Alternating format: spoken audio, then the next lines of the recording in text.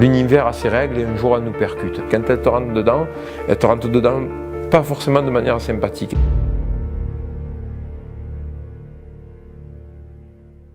J'ai perdu mon père, trois de mes grands-parents et la quatrième qui a été frappée par la maladie d'Alzheimer. Donc c'est toute mon enfance à 1 an et demi qui s'est évaporée. Il reste que ma mère. Ces choses dures, où ça t'enfonce. Ou alors tu dis bon, on est tous sur cette planche, on va y passer, il va nous arriver la même chose. Laisse-moi gérer le temps. Et le temps, c'est le luxe, et il y a certaines choses qui sont essentielles dans la vie. Laisse-moi m'atteler à ces choses essentielles-là. Je vais vous montrer une carte que je montre aux enfants dans les écoles. Vous voyez ? En fait, quand je montre cette carte, il y a un vrai débat. Les enfants ils me disent « Mais non, mais la carte, elle est à l'envers, il faut la tourner. » Et donc, ils finissent par la mettre comme ça. Après, ils disent « Mais non, mais l'écriture... » Et en fait, c'est juste pour montrer aux enfants que à force de voir une chose d'une seule façon, on finit par croire qu'il n'y a qu'une façon de la voir. Mais je pense qu'il faut faire ce que vous avez à faire.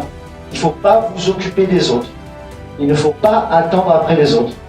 Moi, j'ai tellement de gens qui me disent « Oui, j'ai écrit un scénario, personne n'en veut, le cinéma français, c'est vraiment de la merde. Tiens, lis-le, je lis le scénario, c'est de la merde. » C'est de la merde. Et ça, il y en a 99%.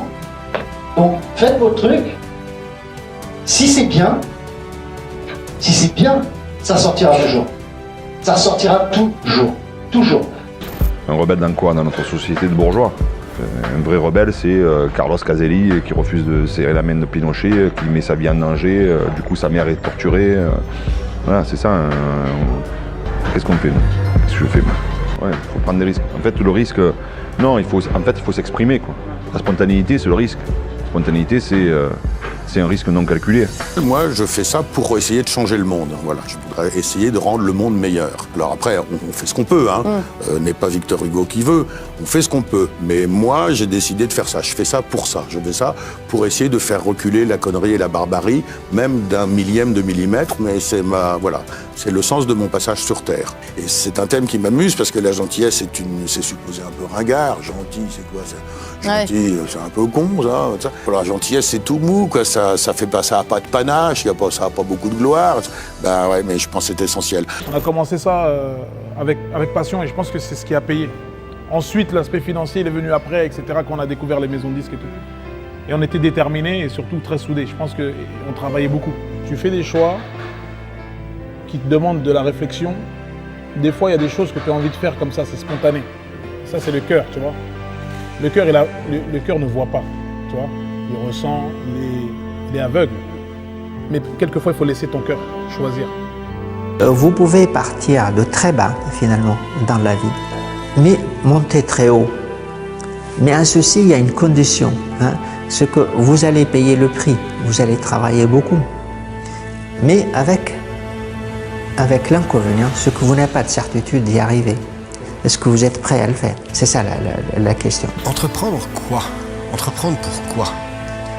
Qu'est-ce qui est important à entreprendre? Quelle est la chose la plus importante que je dois entreprendre? La première entreprise que nous avons à gérer, c'est notre vie.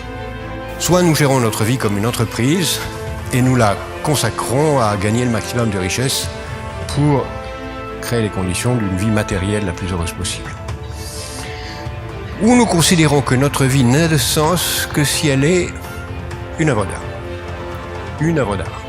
Non pas le moyen d'acheter des œuvres d'art, mais elle-même une œuvre d'art. Premier principe, c'est de ne faire que des choses qui ne pourraient être faites par personne d'autre. Principe tout à fait révolutionnaire. Ne jamais occuper une fonction qui pourrait être occupée mieux par quelqu'un d'autre.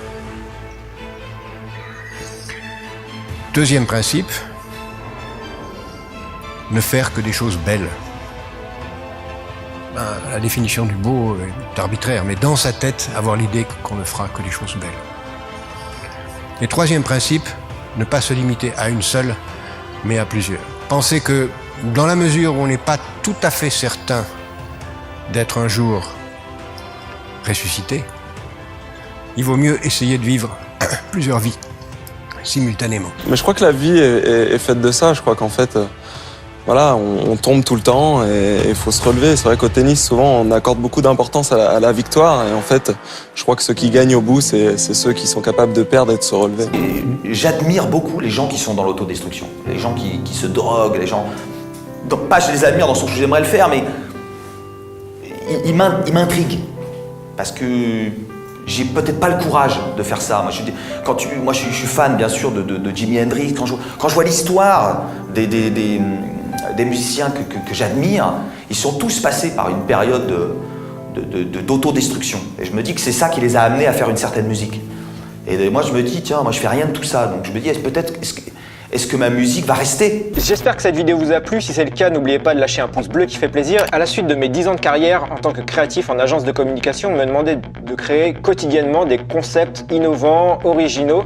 Et je me suis dit, c'est dommage d'avoir réussi à faire tout ça et de ne pas donner ça en conseil. Et du coup, j'ai fait un e-book qui permet à tout à chacun de connaître les conseils des créatifs, qui s'appelle les 13 secrets des créatifs, dans lequel je donne 13 conseils pour créer des choses originales. Et c'est bien beau de créer des choses originales, mais si personne n'est au courant de ce que vous faites, ben, il se passera rien pour vous, vous sortirez pas de ce placard. Donc avec cette formation là, je vous ai donné une vidéo qui vous explique comment hacker Twitter et comment automatiser Twitter avec 4 logiciels gratuits qui vous permet d'avoir plus de followers et de les amener là où vous avez envie de les amener. C'est une vidéo gratuite qui est fournie avec ce e-book, c'est dans un lien qui est juste en dessous dans la description et juste sous l'icône sous cette vidéo. Il suffit simplement de cliquer dessus et vous accédez au e-book et à la vidéo. Et nous, on se donne rendez-vous dans une prochaine vidéo. S'il vous plaît, en attendant, sortez de ce placard. Salut!